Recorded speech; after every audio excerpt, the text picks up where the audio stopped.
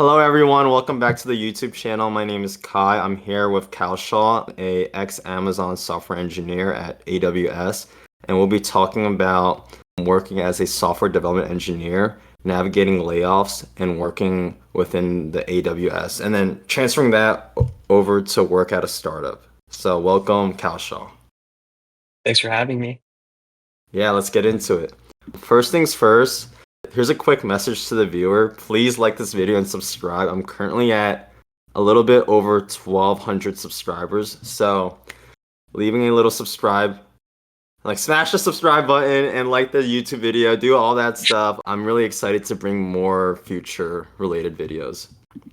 In addition, if you'd like to be a guest on this podcast or you have any questions, feel free to message me on LinkedIn and we can get that sorted out for you. And this is how Kaushal met me actually. He filled out a Google form and I messaged him on LinkedIn, and this is how I guess this conversation is has been formed. So great.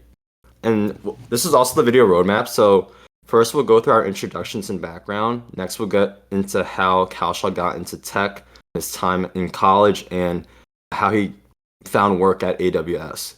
Afterwards, we'll discuss the culture at Amazon and any of his takeaways from working at a big tech company, what happened after, and navigating recent impacted layoffs and how Kaushal was able to find work after that. Um, we'll go into his life after Amazon, how he found work at a startup, and also life outside of work, his hobbies and what he likes to do in his free time. In addition, we'll end it off with how he finds fulfillment in life and just a more philosophical discussion on work-life balance or finding your purpose in life, all that stuff. And we'll be ending it with our closing thoughts. Does that sound good, Kaushal? Sounds great. Awesome. So yeah, we'll go into our introductions. Hello, everyone. My name is Kai. I'm currently a senior here at Penn, studying finance and computer science. I'm also an aspiring mountaineer, and I'll be going to Nepal in September 2025. And I plan on staying there for a few months, just living the dirtbag life and living in a tent, honestly. Um, yeah, Sick. so that's me. And Kaushal, would you like to introduce yourself? Yeah, sure. I'm Kaushal. I was born and raised in the Bay Area, and I still stay here in San Francisco. I was previously a software development engineer at AWS, and I'm currently a backend and a data engineer at a startup that's based in LA. I did CS at UC Berkeley, and that was kind of my break into tech. Awesome. Yeah, let's get into it. So, I wanted to ask you, like, how did you get into tech and like what sparked your interest in computer science? Was it like were you surrounded by computer science growing up? How did you come across this?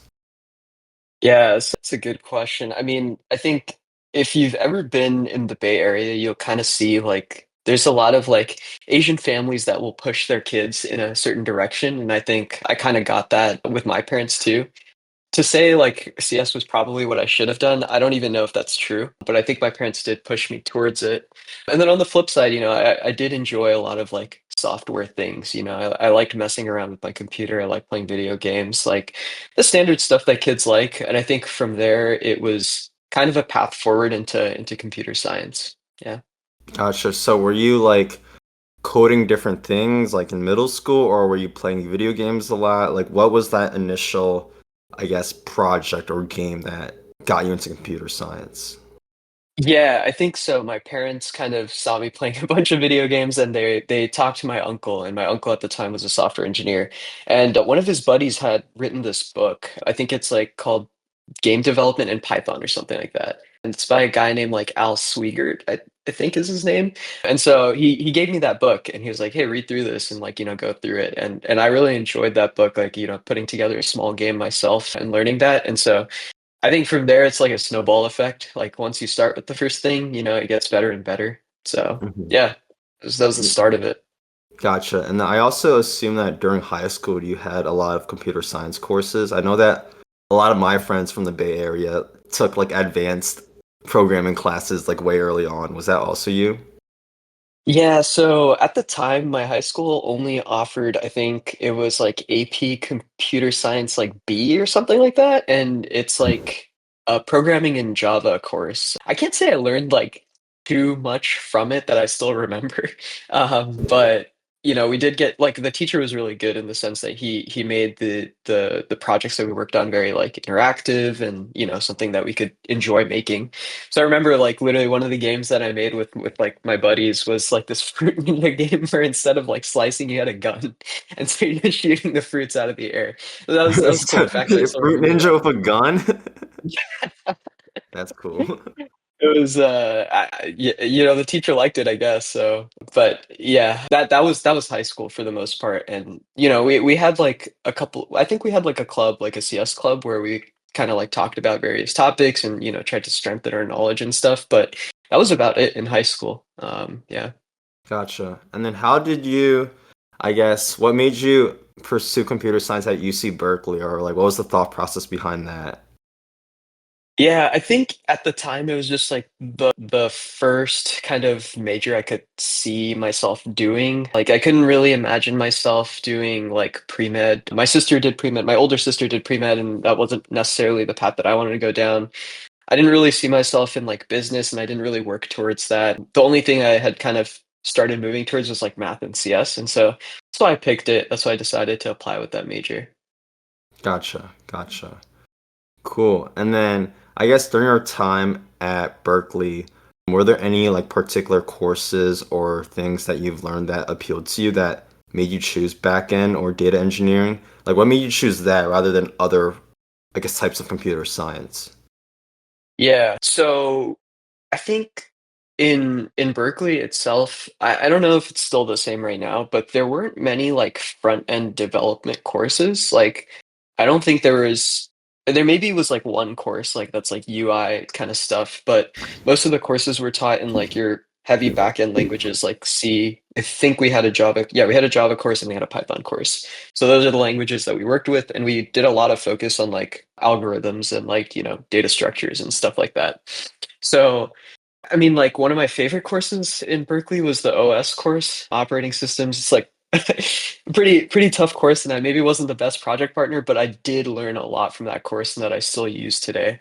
And so I think like while I was learning, I was going through these courses, I kind of realized like, hey, I kind of want to keep doing this stuff. So that's why I picked it. Yeah. Gotcha. Gotcha.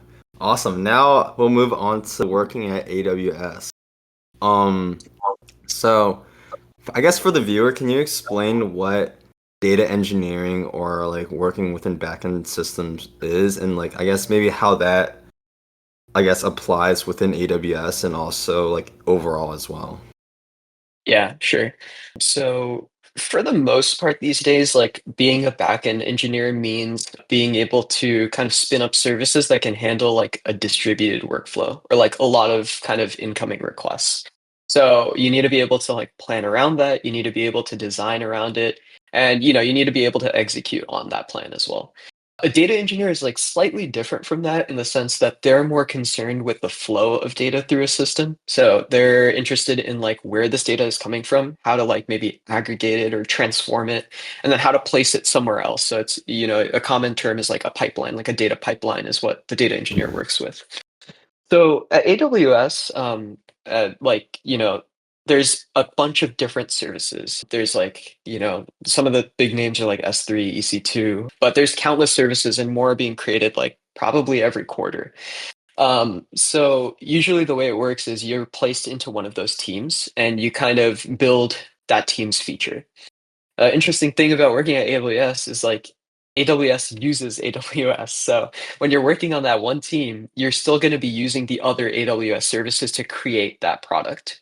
So, Mhm. for example, the team I worked on was AWS Lake Formation. It was like a data governance platform, so allowing people to have certain permissions to access certain data. But to build that, we use things like the AWS queue system. We use things like AWS S3 to store data, and DynamoDB as like a backend store. So Mhm. you like iterate on your own product kind of thing. Yeah, I think that's like a good intro. I don't know if is there anything else that you wanted to talk about on that front? Yeah, I was also wondering like for what you did at AWS, was it more like an internal tool for other parts within Amazon, or was that also used as a business service for other businesses? Yeah, so I did actually did two internships at AWS while I was in college. The first one was on a different service. It was called AWS X-Ray, and that was like a request tracing service. So the change I made there was pretty much customer facing, I think. I made an optimization to like their SDK that like allowed for batching data and like more Hmm. quick processing. So that was cool. That was nice to have that impact. And that was actually in Seattle. And then I came to the Bay Area again and I got a different internship, an internship at a different team. That was Lake Formation. What I did there at the time was more of internal tooling. And then after I converted to full time, I started working more on like feature development. Um, it was still a mix. Like it all depends on the project that you're kind of given. So at first I was given like this garbage collector product and that was an internal thing.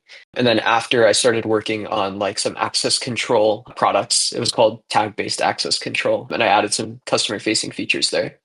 Gotcha, gotcha. So would you say that during the internship, you're mainly working on one project for like one, I guess, feature or one little product? And like, is that true? And then like, how does full-time work differ from the internship experience? Yeah, so when you're interning, I think like the main goal, it's weird. The main goal is like to get a return offer. And I think like you understand that as the Hmm. intern, and also your mentor understands that as like your mentor. And so from that front, what they give you is like a project that can kind of show a lot of output that you can kind of like focus on and probably work on yourself. So usually it's like an independent project. Sometimes they'll give you something that you work on with the team, but usually since you're there for three months or so, they want you to have like your own kind of realm to work in. And then when you work full time, like that goal is kind of gone, right? Like, Hmm. I mean, yeah, maybe you'll have friends in the company that want you to be promoted and stuff, but if you want to get promoted, like, that's on you and you need to push for that. So in a sense, you're more individual and you need to like talk to your manager and say, hey, I want to work on this stuff. I want to work on that stuff because I think it'll help me in my goals. And it's a matter of like prioritizing that together. So, like, the biggest difference, I guess, if I had to summarize it, is like it's the communication aspect. Like, you're there for longer and you don't know when you're going to leave. And so you need to communicate like what you want really, really well. Hmm. Gotcha, gotcha. And then I guess during this time, like, was your uncle like still your mentor when when it came to figuring, I guess, the culture or just how to work at AWS, or did you also have like friends, I guess, from UC Berkeley that were also going through the same process? Like, how did you, I guess, navigate that internship experience and just like initial work experience? Yeah, my uncle, like I talk to him every now and then, but it was never really like a deep kind of mentorship thing. I did, have like a group of friends that were also interning at the same time, and we would discuss things that are more like tied to the internship. I think the biggest thing is like usually these teams will have like other interns at the same time, and like those interns will form groups with, you and the other interns, and you all like Hmm. kind of work together and share problems. So that was the biggest kind of form of collaboration. And then beyond that is like my direct mentor while I was interning. Like, she gave me a lot of guidance and overview on like how to make changes in a large code base, like how to develop at a big company. So yeah, the Gotcha, mentors are there. You just need to work with them and like talk to them a lot more. gotcha. That makes sense. And I also want to tap into like what was the recruiting experience like? Was it like Yeah. two lead code mediums and then you're chilling, or was it also system design? Like how difficult was that process and how did you prepare for it?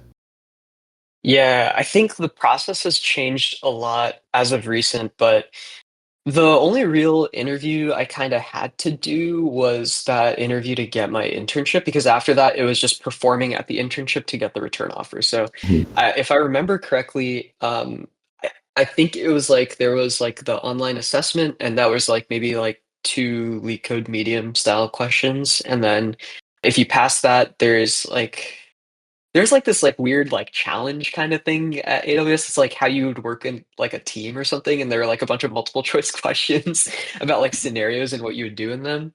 I think there was Mm. also like a debugging round where like you have to go through a bunch of code really quickly and select what the bug might be. And then the actual interview, I kind of remember this pretty well because I was really excited for it. I didn't actually get an algorithmic question. I got an object-oriented design question, which kind of threw me off guard, but it was something like design a library, and the interviewer was like adding features like, oh, you can check out a book, you can return a book, like stuff like Mm. that.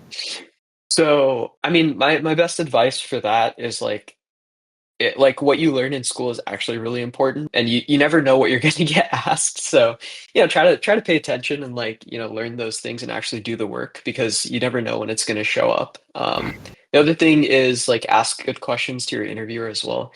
I remember asking him about like on call and like what on call means and what it means to respond to like on call problems, and I think that really struck a nerve with him because he had like a terrible on call shift and he was telling me a lot about it.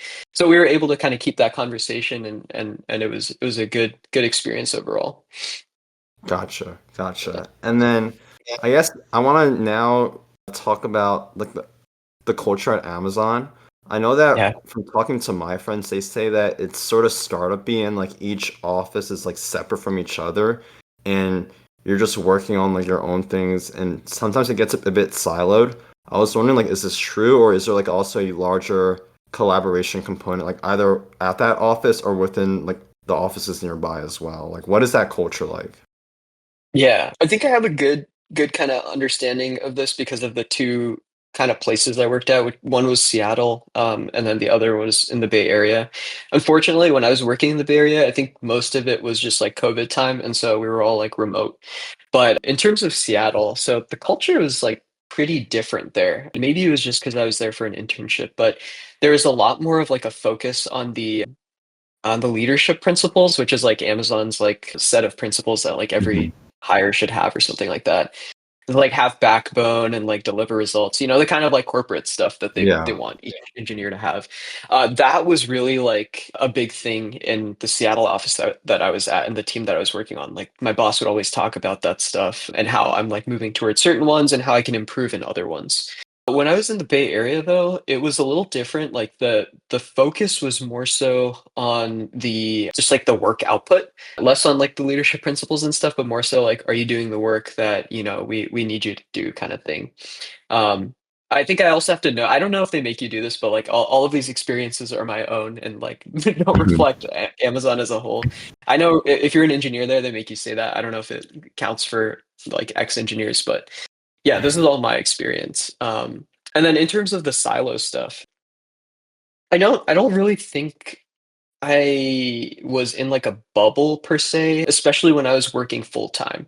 And so the reason for that is like usually some of these teams will have integrations with like other teams. So like Lake Formation high level was like permissions on data lakes, right? Mhm. Sometimes we had to work with like other services. A good example is like Cloud Formation or CDK, and that's like a service where you can kind of it's infrastructure as code. So you can kind of submit like some template file and then AWS will go and spin up all of that infrastructure for you. And so if we had to integrate that and we wanted our customers to be able to create permissions through like infrastructure as code, right? Through templates, like there needs to be that connection between both of our teams. And so we would have to work and like talk, collaborate cross team. So that happened quite a bit actually, in Mhm. my experience as a full timer. Gotcha. So like in Seattle, it's more about how you communicate and work in a team and like displaying those leadership, I guess, capabilities. While in San Francisco, it's more like if you get the job done and it's done well, then that's all that really matters. And then um there's like I guess a lot of collaboration just between teams and like just trying to achieve that desired result. Is that correct? That's the vibe I got. Yeah. Gotcha. Yeah. Gotcha.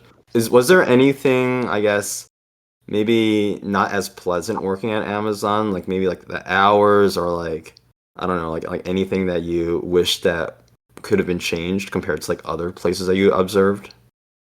Yeah, I would say my time at like my full-time experience at Amazon was a net negative. I think there were like just a lot of expectations that people had for you to kind of be online at weird hours and like, be always available type of thing. Specifically, one thing I had like major issue with was on call. And I don't know if everyone's familiar with on call, but I'll describe it basically. So anytime you have like a service that we say like has like 99% uptime or something like that, right? The reason it has that is because there's like not only do we build the system in a certain way, but we also have engineers that are on a shift, like usually like 24/7. that are, available to get like paged when an incident arises. So we had these shifts on our team. I think they were just 1 week shifts basically. And it was a rotation across all the engineers on the team. So whenever there's a high severity issue, what happens is your phone will literally like page. Like there'll be like an alarm that goes Uh-huh. off at any point in the day or night. And it's like your responsibility to go and like, address that issue. So those like issues were like pretty bad. Like I remember there was like one night where I just like woke up 3 times because I just kept getting paged, and it's like the team would always say like, yeah, it's a priority to like cut down our tickets and stuff like that, but I didn't really see it happen too much, and so each on-call shift was just like dreaded. So it's Mm, stuff like that kind of was like it goes hand in hand with like AWS's culture, which is like ship fast, move fast, like kind of break things.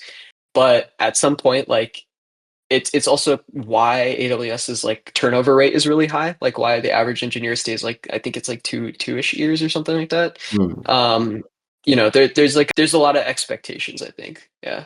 Gotcha, gotcha. And then like during those, I guess, high ticket on call moments, like are you able to work through all those problems, or like is it usually just impossible or just too much work for one person to handle? Like how does that like how do you distribute work during those times? Like do you tell other people during the day, "Hey, can you help me out with this?" Or is it just all onto you, the person who's I guess on that 1 week long shift?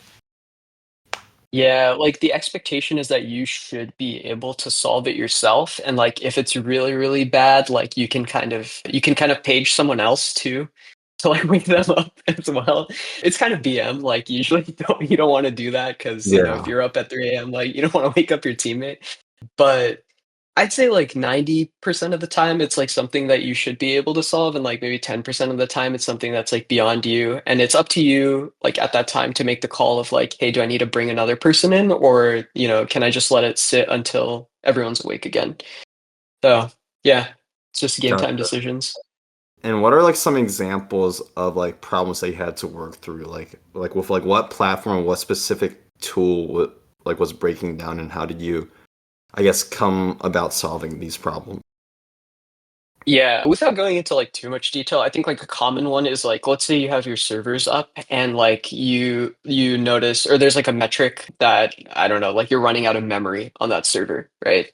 If you're running out of memory, like ideally that server should like get spun down and a new one gets put up, or like we free the memory or something like that. But like memory utilization, it can lead to like handling requests really slowly and stuff like that. So what happens is these alerts are kind of set up like whenever the service is brought up, and you have like a percentile limit. Like you say, oh, like as long as maybe like memory is below like 90% usage or something like that, we're good. But the moment it spikes above 90% for like 15 straight minutes, then like, alert.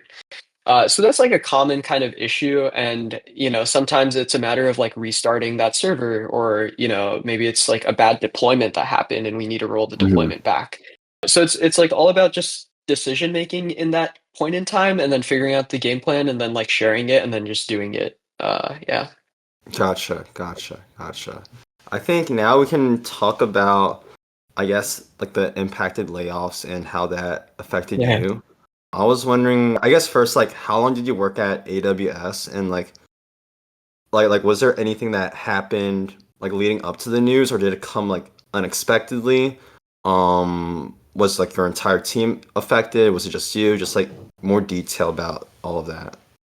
Yeah, yeah, yeah, sure. I think it's like a kind of weird situation in my case, and I'll explain that a little bit more.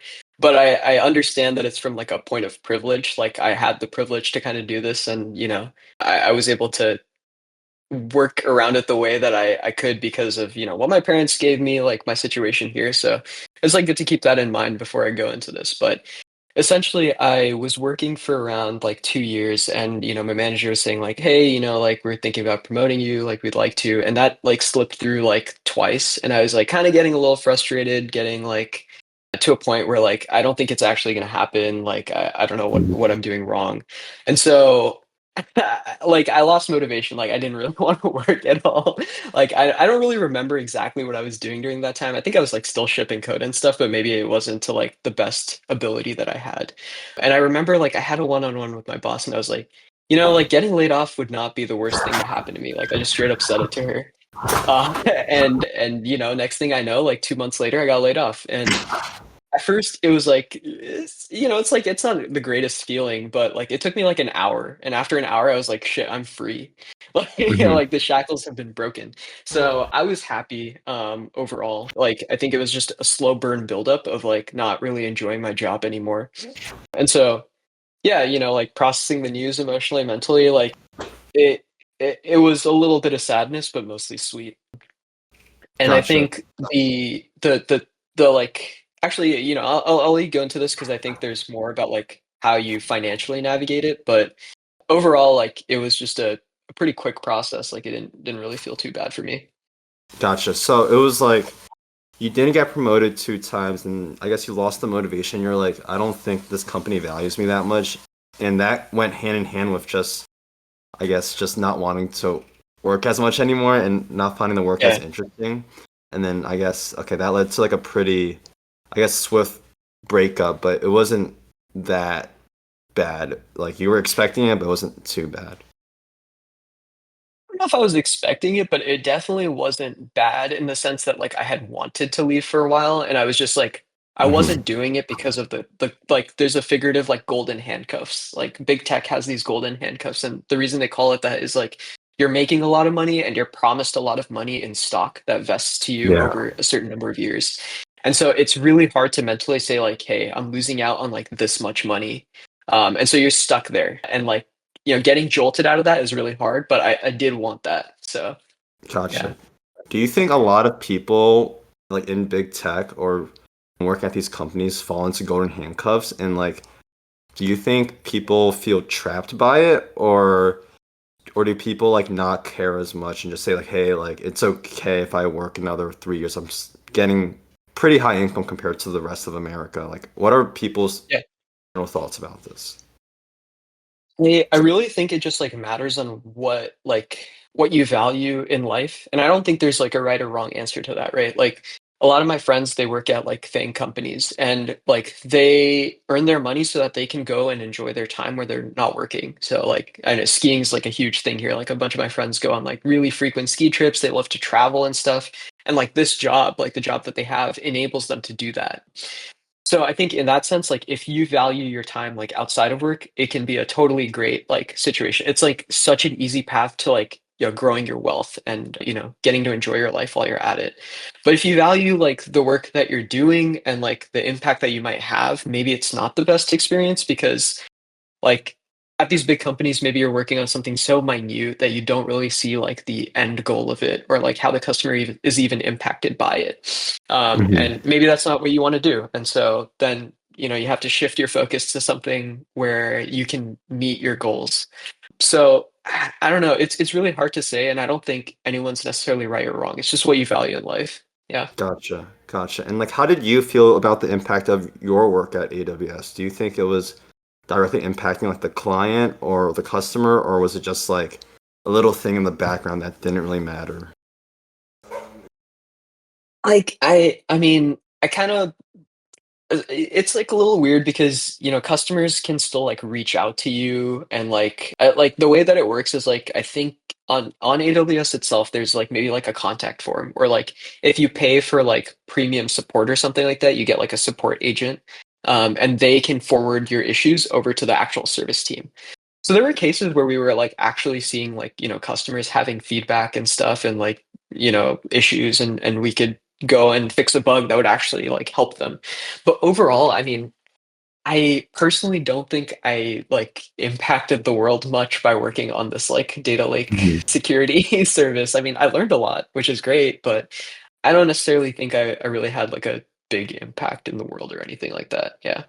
Gotcha, gotcha. And like, I guess during the time of your impacted layoff, this was before the massive tech layoffs. Is that correct? I think it was like right around the time where it was starting because I remember there were a couple of rounds before I was laid off too. So I think it was either in the middle of it or right before it started. Yeah. Gotcha, gotcha. And then I guess how have I guess your other affected peers like handled it? Like do they I don't know, like what's like the general like consent like what's like the general consensus about how tech layoffs are impacting people? Because I'm really interested in hearing about that. Yeah. Weirdly enough, I think it's just like a Bay Area bubble thing because there's so many jobs here in tech that like people feel secure that they'll be able to kind of go and leak code or like go and prep and just get another job somewhere. So in general, I think in the younger crowd, like my age, like layoffs are not a bad thing. If you talk about like my parents and like, whenever like some of my like elder, like my uncles or like aunts got laid off, like for them it was a big deal because maybe they had like kids, they had a mortgage, and like Mhm. all of the questions around how do I pay this stuff off is like more important. But for us when we're young and like we're like renting, like kind of just like living with pretty few expenses, it's generally not a bad thing. And the reason is like you get a severance package, you get that time to kind of recharge and get some money working or not while you're not working, and you can like prep and go find another job. So, I mean, again, it's like a weird thing. I know like some people will say like at least like the older people in my family have told me like, "Hey, you're taking it way too chill." But from my perspective, it's like my parents kind of set me up in this way that like, "Hey, I should be saving my money while I work, right? And I should like always evaluate what like runway I have." And so from that front, I was never really like worried, like I always had enough funds to kind of keep me going for at least a year. And like having that security in the back of my mind made it very easy to like ramp up to interviews again, and just not really worry. Gotcha, gotcha. So another question. So when you got laid off, did you like take a vacation right after and like just chilled out for a bit, or were you like, oh shit, like maybe I should think about re-recruiting and leak? How did like re-recruiting and taking time off start, I guess, playing into effect after that layoff? Yeah, so like I mentioned before, I was already kind of thinking about leaving, and so what I had started doing was doing a little bit of leak code. My approach is to do like the daily problem challenge, like Mhm. whatever leak code releases, I try to do that as often as I can. And I was starting that up, like it was hard, like mediums were hard for me, and like I couldn't really solve them sometimes, but it was just the consistency of doing that that made it a lot easier to jump into interviewing again. So my process was like I think it was end of April I was laid off. And I can share like the compensation details, but This was basically, April I think it was 2024. it was 2023, I think. Okay, gotcha. Yeah. Okay. So April 2023, and the compensation details were like, I think what happens is like you get two. It's kind of hard to remember, but I think it was like 2 months where you're like employed, but you're not like doing any work. Like you're locked out of your laptop. So the reason for that is that you can still get like your health insurance and like stuff like that covered. And for international workers, like they don't have to worry about visa problems for those 2 months. So for those 2 months, I'm getting like fully paid. And then after that, there's like the actual like severance money, which was like 4 weeks of pay for me because I was there for 2 years. So they just like lump sum give you like 4 weeks of pay at the end of that. And then I think they just pay out all of your sick days. And I had like 20 to 30 sick days. So that was like another month. So at that point, I had like 4 months of Yeah. pay. And so I was like, okay, like, what can I do here? So what I did was right after I heard I got laid off, I literally just took like a 1 or 2 week break. I just like didn't do anything. Like I was just like walking around SF, like going to other neighborhoods, just having a great time because the weather was great and I was really enjoying it. And then after that, I made a plan. I was like, okay, I need to start getting more interview ready. Like, how can I do this? At first I was like trying to just like do problems at home and stuff, and like it was like kind of working out, but I didn't really have like as much focus as I could have had. Like I was just like doing a problem, like half-assing a problem, and like going and playing video games or like hanging out with friends or something like that. I think everyone's fallen into this trap, That's right? the life, man. It is the life, but not when you're trying to find a job. So, Yeah. well, like what I did for that was and I highly suggest this to anyone that like wants to focus on something. It's to like go physically somewhere where you can't do the things where you feel comfortable. So like if you feel comfortable laying in your bed, right? Like go do your work in like the dining table or something like that where you can't lay Hmm. down. But for me, what that meant was like I had to go and take like the bus like 30 minutes away to like a coffee shop. And only then was I able to like really hunker down and like focus. So my days after that like 1 to 2 week period where I was just chilling, after that I spent maybe like around a month where I was like going into a coffee shop, spending like it was like maybe like 4 hours at max. Like not too much of the day, but like 4 hours at max. I was just like mainly focusing on leak code problems or system design problems. And then the rest of the 4 hours in that day, I would go and just like enjoy the weather outside and then go home. So that was my process there. And then, I used like that last, or I think I had like 2 more months at that point. So that last month was finding an actual job, and then I got an offer. And then that last month I just took to kind of enjoy. I went to New York. That was my mini vacation to visit Hmm. friends and just hang out. Yeah. Gotcha, gotcha. And then I guess for re-recruiting, would you say that for people, I guess 4 years or 2 years into their work experience, is the main thing to do just lead code and system design, or is there also an emphasis on like making your own project that you would see for people applying for internships? Like are you also building out your own things to get a competitive edge in re-recruiting, or are you also networking? Like what are the general strategies for someone your age or someone of your work experience re-recruit?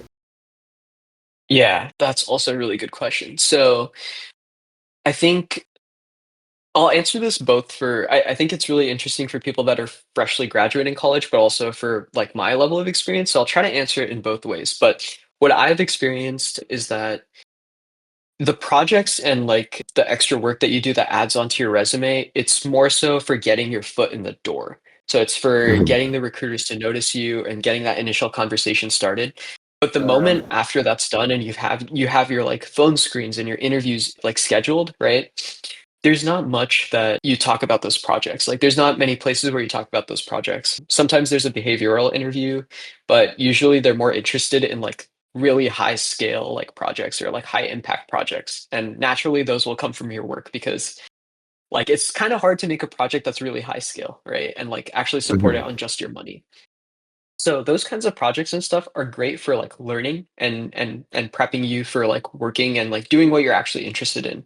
I definitely agree that you should still do that, but don't do them if you think it'll just help you with the interview experience. So um that's my perspective on like my current situation. But for like recent grads or like people who are just about to graduate, I think projects are great because it sets you apart from the crowd. It really helps you get that foot in the door. And the foot in the door for new grads is like the hardest part. Yeah. Yeah. Yeah. And then as for like projects, would you recommend like building your own like Facebook or like Instagram social media app? Like what are good project ideas that you would recommend to people? Yeah, I have like a I have maybe I don't know if it's a hot take or not. I actually think that you shouldn't do what like companies want to see you do. Instead, you should kind of just do whatever you feel like inspires you to keep working on it. Like if you Mm. find a project idea where you like feel drawn to it and you feel like you keep thinking about it, that is the best project idea because naturally you like no matter what project you make, you will have problems that you'll have to solve and you'll have a story that comes out of it. But if you really like want to do it, you'll learn more and you'll be able to bring out more stories in like interviews whenever you need to. Um, so I think the best project is one that you actually just want to work on. Yeah. Gotcha. Yeah, that makes a lot more sense. Yeah. It's like what gives you energy to keep on working at that project. Yeah, yeah, exactly. Like there's like a common thing like introverts and extroverts, right? Like introverts get energy by like not being in a crowd, by like being at home. They recharge that way. And like extroverts recharge by being like outside with like their friends and like hanging out, right? So like if you find a project that helps you recharge, like that's great, right? Because that's like your free time. Like you can actually enjoy doing that in your free time. But if you're like say I need to build this like Facebook app, like, and I need it to go make a job, like it will start draining you, right? Because you're stressed Mhm. about it. So, yeah, Gotcha, gotcha. And I guess just like a little fun question, what like yeah, apps or websites or companies are you like inspired by? Like for me, I'm inspired by the guy who built Notion because like he spent 4 years in Japan just building that whole thing out by himself with no computer science experience. Like, are you like inspired by like OpenAI or like Like what inspires you within the computer science tech world?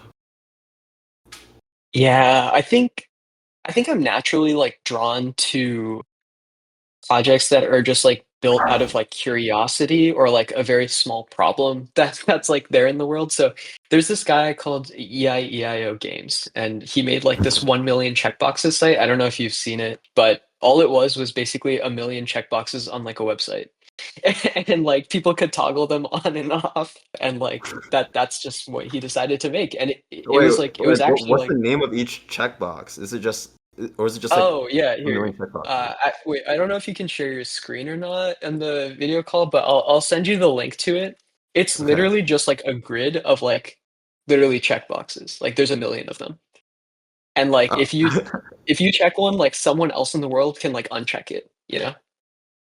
Oh, That's so all it's they like were. a like things that like bring out like a little like almost like a small little cultish community in an online space that like anyone can use and access. Something like that then.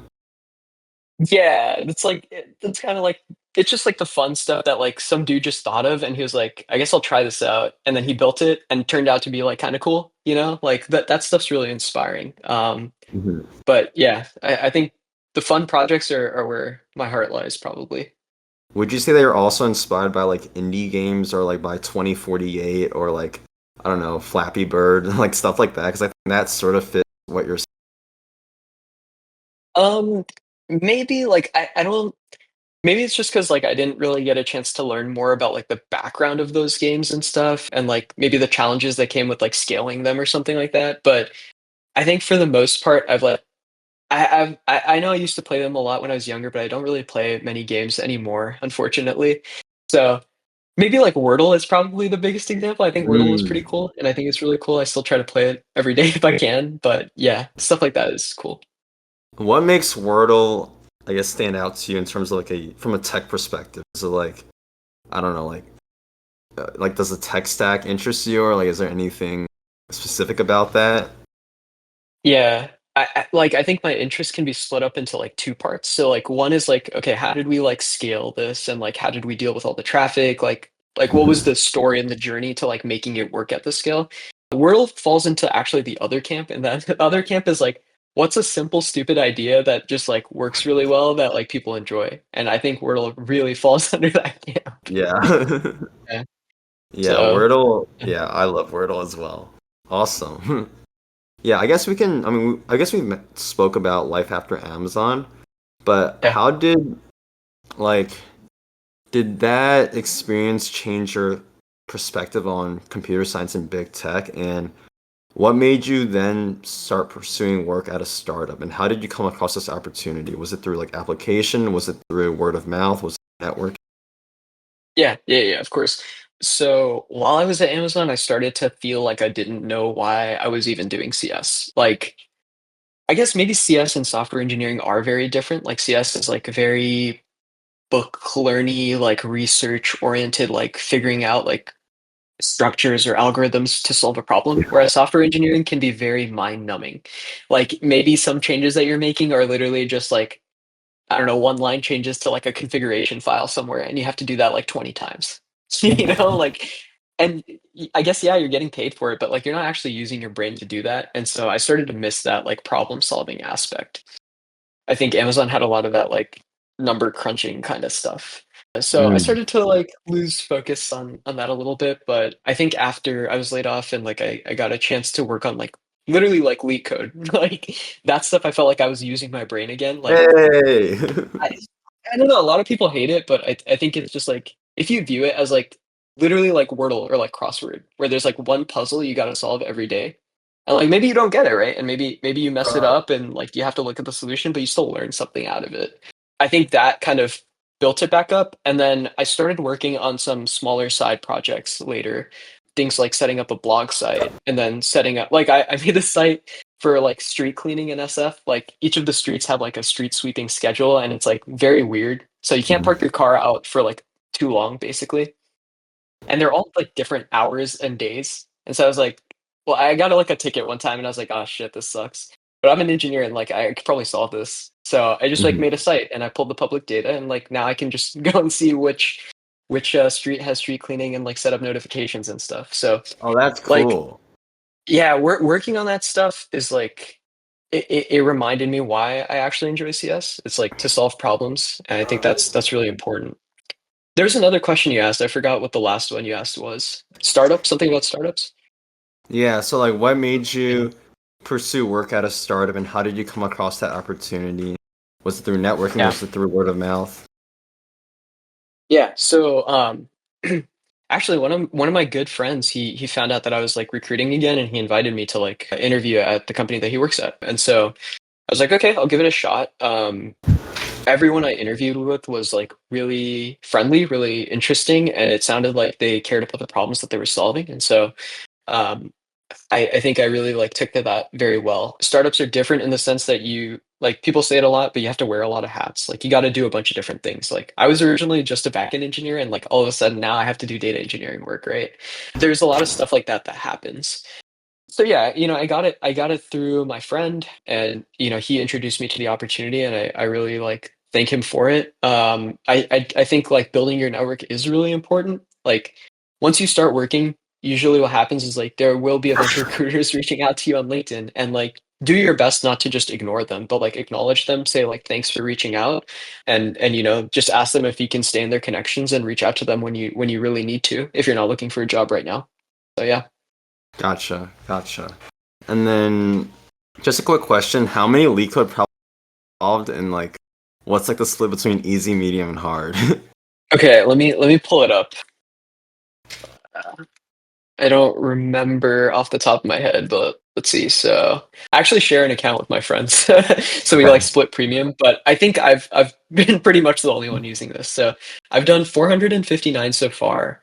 There's 177 easy problems, 263 mediums, and 19 hards. gotcha. So very medium focused. And I think like it's mostly geared towards like the daily problem. And so those are usually, I think, I want to say like more than 50% of the time they're mediums like throughout the week. Like, and then you'll Yeah. have a little bit of easies and a little bit of hards. So yeah. Yeah, and then do you do in like C++ plus plus or Python? What languages do you recommend?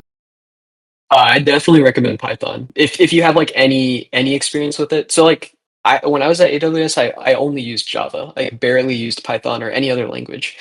But I literally switched back after that to using Python because it's just so much easier to write your thoughts in it. Yeah. Hmm. Gotcha. Cool. And now I guess we can talk about your startup work experience.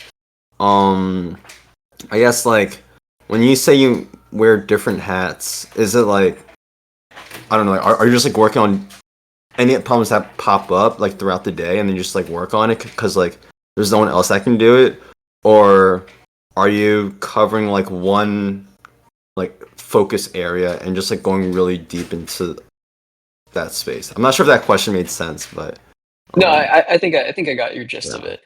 I think it depends on which startup you work at. As of usual, like I mean, I think like there's some startups where like their grind is to like have you go very vertical, go very deep into like one portion, and you're supposed to be the expert of that. I don't think most startups fall under that camp. I think most of them are like you kind of just got to do whatever comes up. Mhm. So the interesting thing about the startup that I work at is it's like more of the mid-sized level now. Like I think there's like probably somewhere between 100 and 200 employees. So Mhm. I'm still assigned to like a team. Like I still have a project that I oversee kind of, and all of the changes I make are basically just within that project. But there's many portions and pieces of that project that I like have to work with, I guess. And there's a lot of cross-team collaboration. Like maybe our product depends on some other teams like product too, right? And we have to like coordinate changes and stuff like that. Mhm. Wearing a lot of hats, like it can be a good thing or a bad thing. Like usually it's like corporate speak and it's corporate speak for like, hey, we don't really have a lot of like organization. So like you'll Yeah. have to either make the organization or like you're just gonna have to do everything. And like my manager at Amazon also said we have to wear a lot of hats. And I didn't like that definition of it, but like at this company I like it a lot more. So Gotcha. yeah.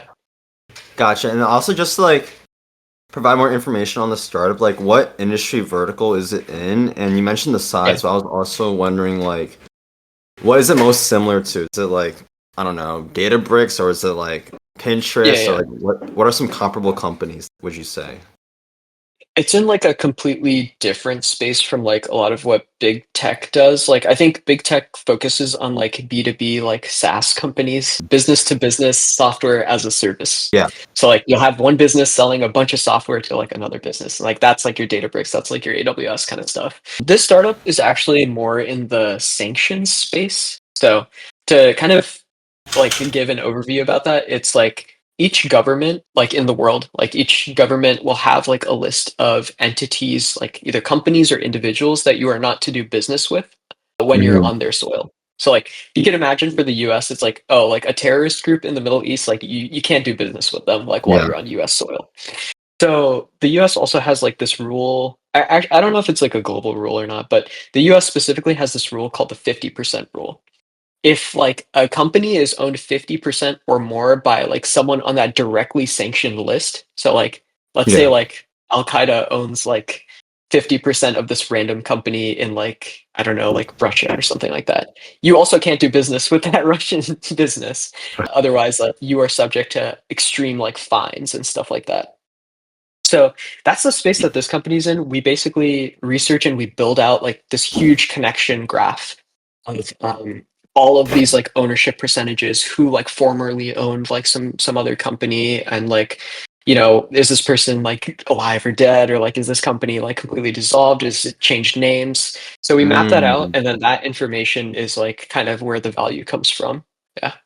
Gotcha. So are you like okay, so I guess you're selling this data or like this information to like the government or like I guess within that, and then how do you so this sounds like also like forensic data analysis, and how do you like navigate I guess like different subsidiaries or like different I don't know like with the legal system there are many ways to like hide a company or to like hide the direct owner. So how do you figure all of that out? Because that's super complicated.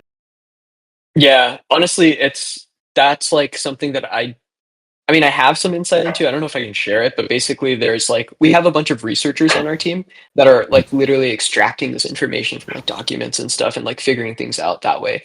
And they help build out this like set of data.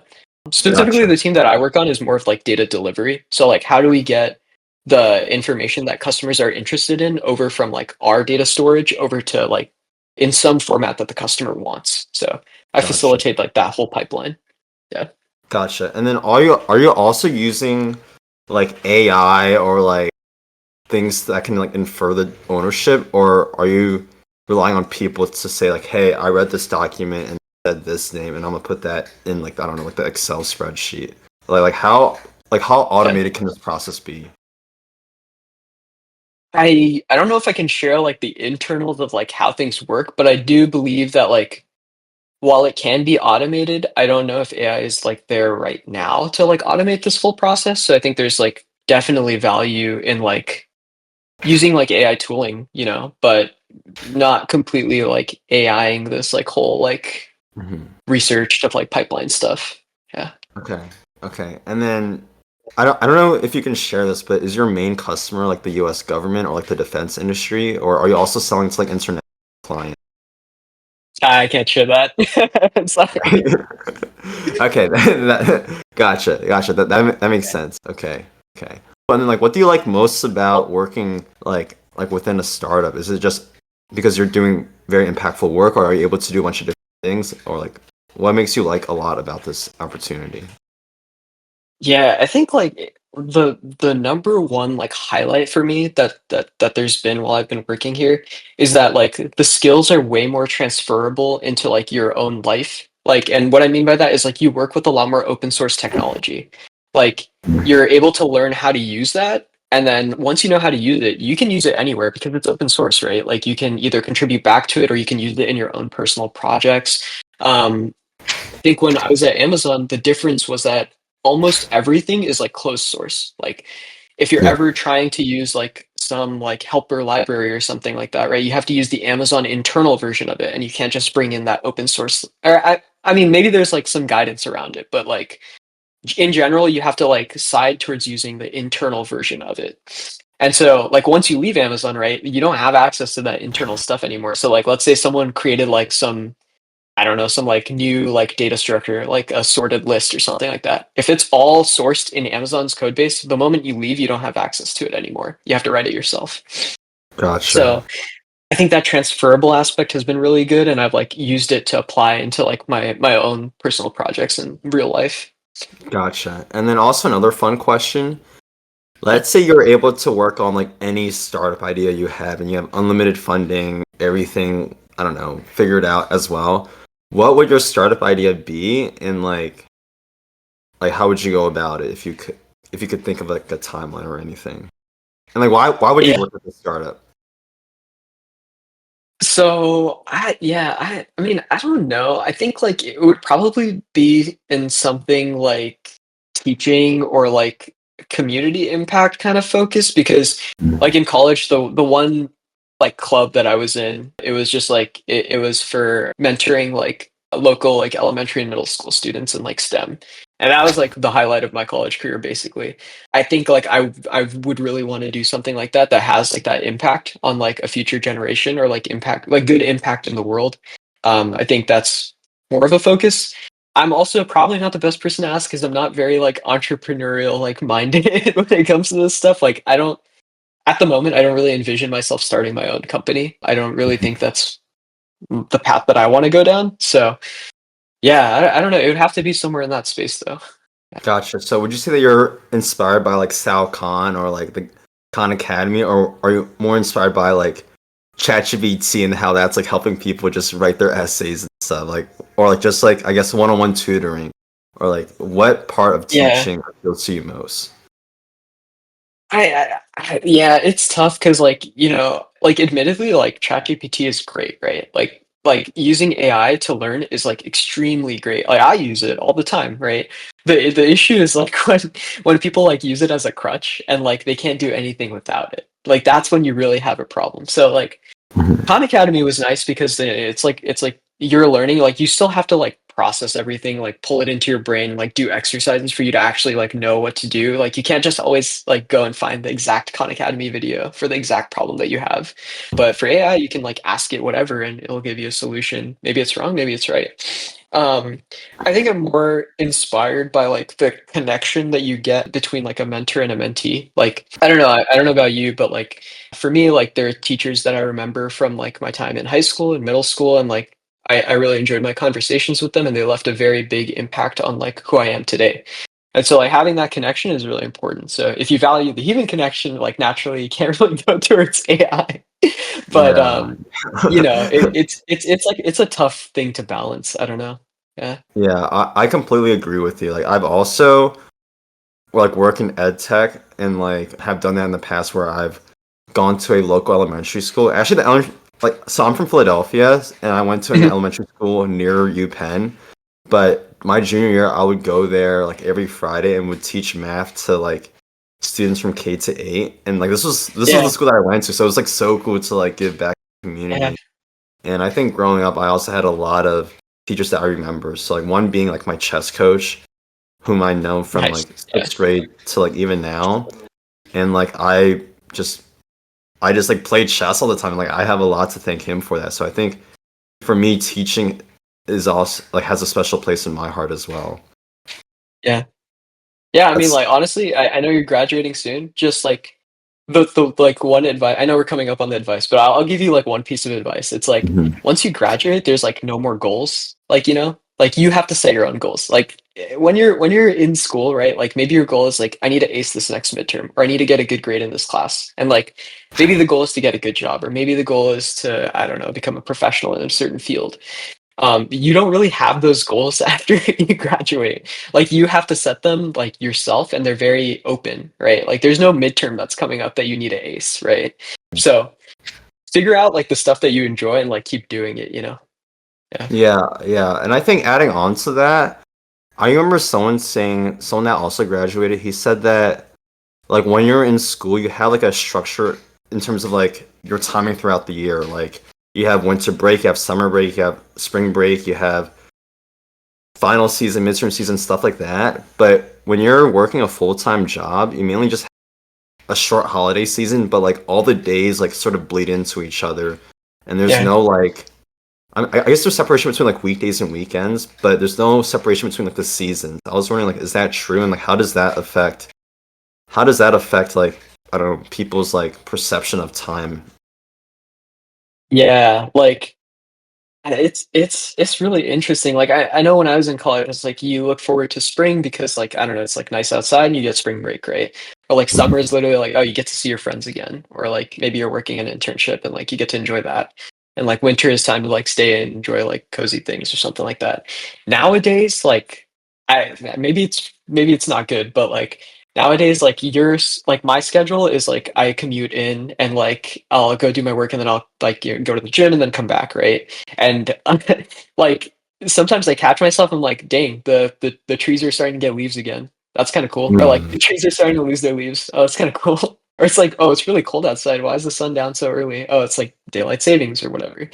Like, yeah, it's really true. Like the time will move so fast and you won't notice it because you have that like schedule that you can literally just do the same schedule for like 60 years until you retire. Like, Yeah. yeah. So it's up to you to kind of like break out of it and do other things. Yeah. Yeah, it's an interesting feeling. Yeah, definitely. Yeah. I guess now this is like a good segue into like life outside of work. And you mentioned, working out. Like, what do you like to do outside of work? Is it, I don't know, lifting weights? Is it running or is it biking? What do you, yeah, just anything outside of work that you do in San Francisco. Would love to hear more about that. Yeah, I mean, the city here is really pretty, and like luckily we have like pretty good weather overall. So one of the big things I did once I like just first kind of moved into SF was like I wanted to go check out all of the neighborhoods. So like what I would do is I'd literally take a bus to like a random new neighborhood on the weekends and like just go like kind of walk around, explore it, try a new place, and then go back home. So I think I've like basically touched foot in like every single neighborhood of SF, which is like, I don't know, maybe there's like 20 to 30 of them, which is kind of cool. I still do enjoy that. I usually take my camera out too, and I'll take some pictures too. Ooh. Yeah, that's kind of fun. But yeah, in terms of like my daily schedule, it's like I will go into the office, and then maybe I'll go to like the gym right after, and then come back, cook, like hang out with friends, enjoy like a TV show every now and then, play a video Mhm. game with my friends that I don't get to see often. It's just like a matter of what I want to do in the moment. Just doing that. Yeah. Gotcha. And I have three follow-up questions for that. What Yeah. camera do you have? What shows are you watching? And what video?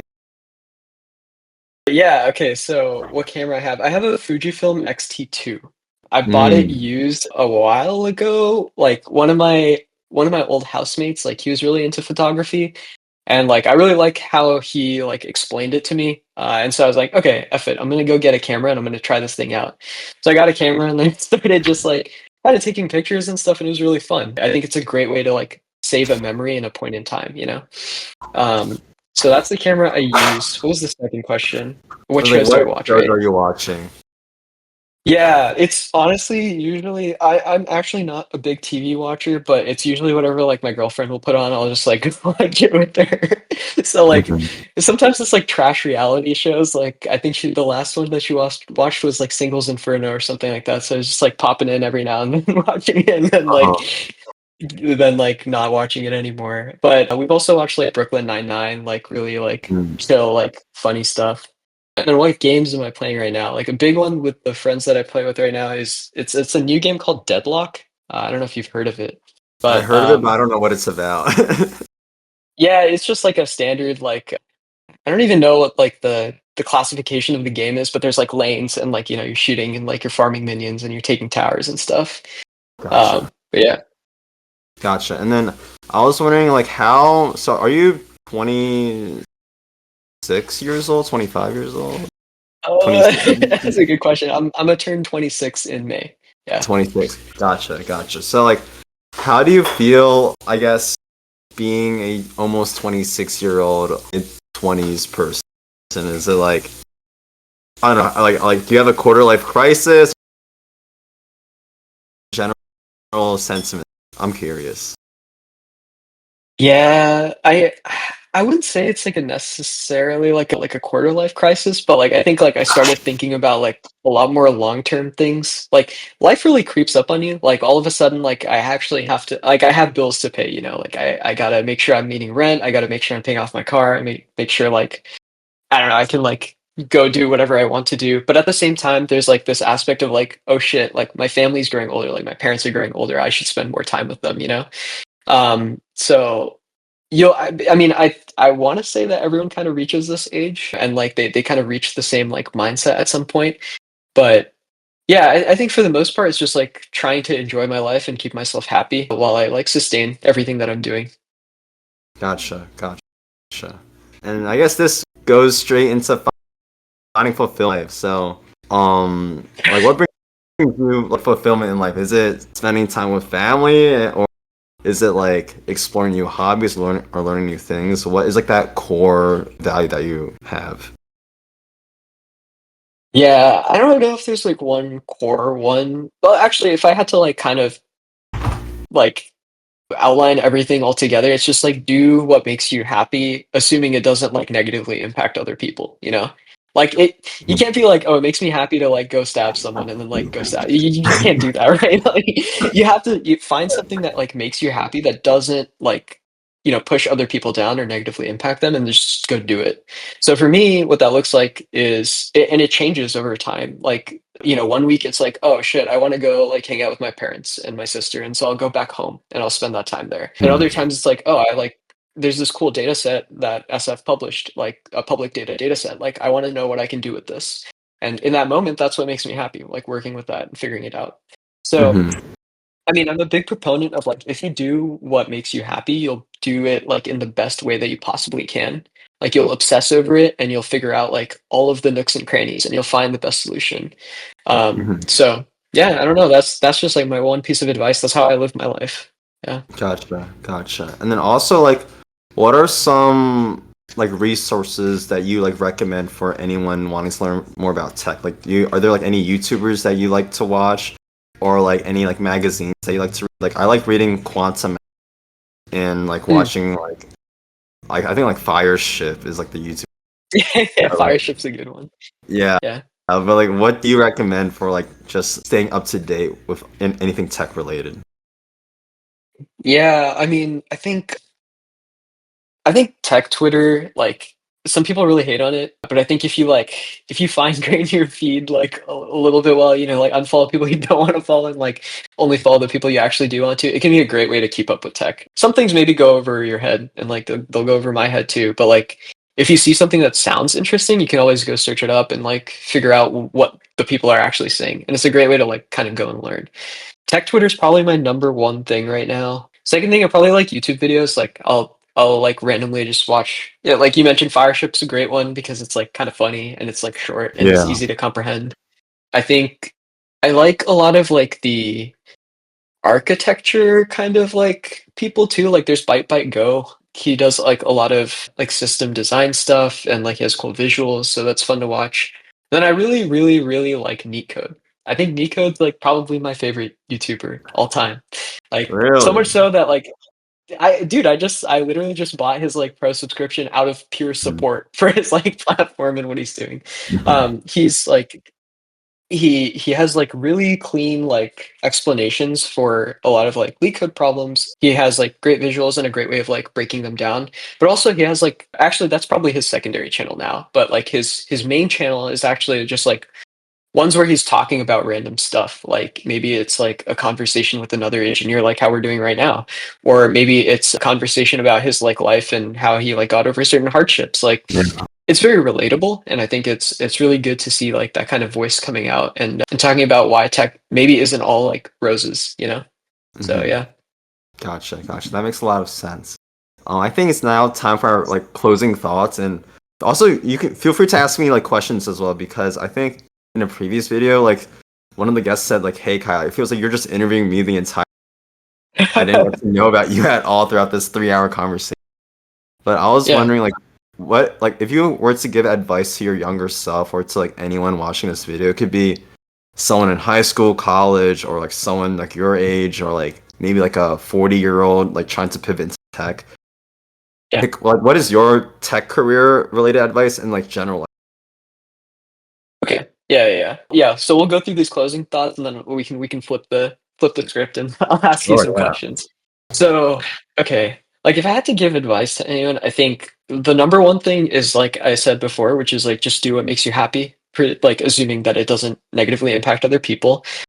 That's where you can do your best work. Don't do things just because other people said like that's what you should be doing. Like I know you mentioned it before, and like no flame. Like I know people maybe do really want to build the next Facebook, but like if someone like makes a LinkedIn post and they're like, I built this Facebook clone and it did so well, and like you read that and you're like, shit, like I want to make that now because I feel like I have to because like everyone's doing it. Like don't do Mhm. that. Like go find what you're interested in because if you do something unique, there's a chance that, other people can like really resonate with you a lot better.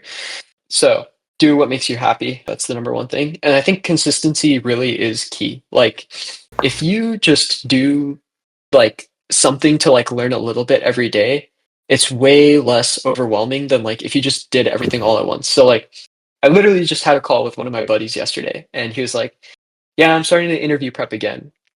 And like, can we split like we could premium cost or something like that? And I was like, yeah, sure. Like, what's making you want to switch? And he was like, oh yeah, promotion cycle, like blah blah blah. And he was surprised that like I could just kind of I've gotten to a point where like I could probably just take like a call with like anyone and just like probably pass the phone screen like at the very minimum, hopefully. Like, and the reason that I can do that is because I do the daily problem every day. I only spend like a max of like 20 to 30 minutes on it because if I don't get it in 15 minutes, I like give up and try to learn the solution. And Yeah, so like doing that to me is way better than just like forcing yourself to sit in a room for 8 hours a day, like for a month and just like grind yeah, something that you don't really want to do? So in terms of that, consistency is key. Like it's the way that you can make a really hard task, like chop it up and then make it kind of little easy tasks over time. I think those probably are just the two big general advice pieces I have. And it hmm applies to everything in tech too. Like if you want to build a big system, like the general way that you do is you break it up into small milestones. You hit those milestones first. So hmm yeah, I think that's what I would say. Gotcha. So like, do what makes you happy, do what drives your curiosity, and take it one step at a time, and just that consistency will build you up to like a level of proficiency that people would be like, wow, like how were you able to do that? Gotcha. Yeah, Yeah. that makes a lot of Yeah. sense. And then like one last question is like, where do you see yourself like in the next few years? This could be career related. This could be like, I guess, personal related, like oh, married, living in SF, living somewhere else, or pivoting into like teaching or mentoring other students. Like, where do you see yourself in the next 5 years, 10 years, 50 years? Yeah. Any? I don't really know too much about, where I'm gonna see myself in the distant future, but in the near future, like for the next 3 years, I'm gonna be an SF for sure. And I think I don't know if the path that I want to go down is like towards like a staff engineer position or if it's more towards like a managerial position. But like kind of exploring those two options, maybe I do want to be a manager and like someone that mentors a bunch of other engineers and like can still be slightly technical. But on the flip side, I can see the value in like having some, like head down time where you just like write some code that solves a problem and that being really like fun too. So I'm like exploring those two options. I don't know which route I'll take, but probably one of the two will be my choice. And that's what I'll be doing going forward. Yeah. Gotcha. All right. Well, I guess that concludes the interview. Thank you, Cal Shaw, for taking the time to talk with me about, I guess, your time, at AWS, Amazon, and Yeah. your experience navigating layoffs and figuring that all out. Yeah, if you have any questions for me, you can go for it as yeah, thank All you right. so All much. right. All Thank you right. so much. Okay. Yeah. No worries. No worries. I have a bunch of questions for you. So, what pulls you towards being an aspiring mountaineer? Yeah, I thought about it, and I think my like so I remember in fourth grade I told my mom, I was like, Mom, like, and this was after watching a bunch of World War II movies. I was like, Mom, like, I want to crawl through trenches and like, I don't know, like climb cliffs and stuff and like be a soldier, and she was like, what the heck does that mean? Right? And then she told my like reading and writing teacher about it in fourth grade, and then she said, hey, I think Kai should do Boy Scouts. So Ah, yeah. I got put into Boy Scouts, didn't know what it was. I was the only Asian kid in an all white troop. So I was like really scared at first. And I was also the smallest and youngest kid. But did my first camping trip, fell in love with the outdoors. And I think that I guess excitement that I had like has always carried me like throughout middle school, high school, and college. And I found like, similar communities here at Penn as well. So I'm a part of Wharton Leadership Ventures. We did a little backpacking expedition in Ecuador over spring break, Nice. but really loved it. And then I think while in like middle school, like I wanted to become an investment banker, and I got really interested in like I guess finance and like hedge funds and like I don't know, thought about quant trading, stuff like that. Mhm. Got into Penn, got into Wharton, and was like pretty dead set into that track. But then like I think I lost that curiosity for banking. Or like I didn't have that much curiosity for my peers, and I was like, okay, I don't know if I can. And I started thinking about computer science, and I got really interested in that. But I think at its core, like the mountaineering, the adventure, outdoor exploration part has always stayed with me, and it's like the earliest, like that precedes the banking, that precedes the computer science, and Yeah. like I was just like, damn, like I really want to do mountaineering in Nepal, and like yeah, it's a big switch up from like going to a prestigious university, but it's like I really want to try it, and I'm also really into Yeah. photography. Nice. And like, my biggest role model is Jimmy Chin. Like he's this Chinese American adventure photographer, but he Oh. directed and filmed Free Solo. Oh, okay, yeah, that's Yeah, why his name sounds familiar. Yeah, yeah, yeah. yeah. But he went to college. I think he studied Asian American history or literature, but his parents really wanted him to do like I think lawyer, doctor, like something like very professional after The college. classic. Yeah, and he said no, like I want to take a gap year and do climbing. That gap year turned into 3 gap years, and then he became this very accomplished adventure photographer, climbed Mount Everest, did all these crazy things. Yeah. And like I just see that and I'm like, wow, like that sounds crazy, but it could be doable for someone like me just because I really love photography and outdoor exploration. So it's like might as well try it. And I booked a one-way flight So ticket over winter break for Nepal. nice. I told my parents and they're like, "Oh my gosh, like you're being serious about this?" And I'm like, "Yeah, I'm full sending. Dude, live in a tent for 3 months and then out. We'll see. I don't know. We'll see." So that's like the thought process. Yeah. dude, that's great. That's great. Do your best, man. And, like, honestly, like, I know maybe it feels weird, like, maybe you can't really see the overlap between, like, say, like, CS and, like, mountaineering, but, Yeah. like, there actually is, like, you could totally just be, like, an engineer or, like, an analyst or, like, whatever you wanna do at, like, somewhere like All Trails, right? And, like, Yeah. all of a sudden, you're, like you're, like, putting things together, right? And that's the cool part of, like, engineering and, like, these fields that we work in, but that's great. That's really freaking great. Yeah. Okay, I think I had one more other question for you. Oh, yeah, okay, okay. I do wanna kinda hear more about what you think about maybe you've heard of it, maybe you haven't. Have you heard of, like, Interview Coder and, like, the stuff that's going Yeah. on over there? Yeah. Yeah, I wanna hear your take on that stuff. Let's see. I sent a message to I think Roy, the guy who made it, Roy Lee. I like a LinkedIn message yesterday. I'm like, yo, I want shit. I want to hear all about it. As for my thoughts on it, I don't condone cheating, but Fair, it's super fair. cool. I feel like Yeah, I respect anyone that like disturbs or like disrupts any like industry or like any like I guess main thought or like main way of thinking. And I think what he did was like completely changed up the leak code and technical interview system. And I really respect anyone who does that. So like that could be people within tech, within business, within politics, within like cultural, social revolutions. I really do respect that. I think as for like the specifics of like does he deserve to get expelled from school? Um, I'm not. I have no comment on that just because like I think it's Yeah. very nuanced.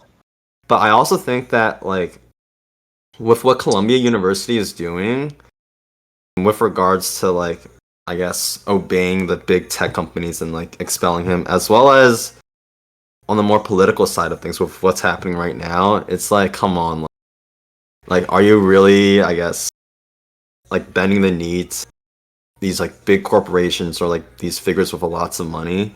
And I Yeah. think yeah, not to get too much into like the political side of things, but it's like like I guess you have an interest to protect your own finances and like reputation, but it's also you're also there to like serve your students and to serve like I guess the more academic side of things. So yeah, I have some thoughts on that, but I'm not gonna share. That's fine. Yeah. Yeah. Yeah, but I think I mean, what he's doing is really cool though. yeah.